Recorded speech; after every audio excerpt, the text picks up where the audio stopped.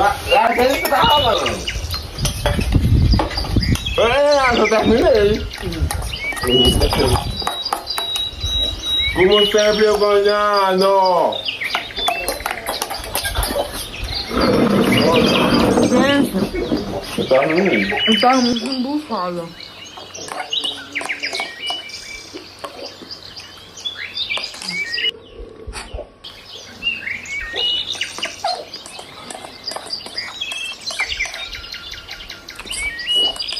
Quase terminando. Gente, para não dar frio, você bota a água dentro da barriga. Você bebe.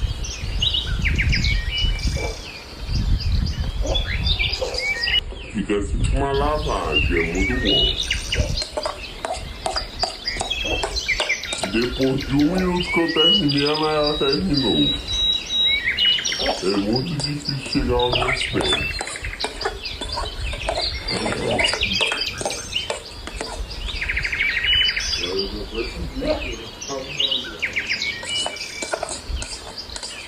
Porque a Nayara colocou muita farinha.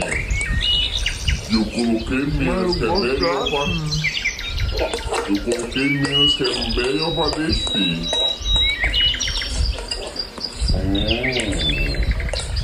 Você?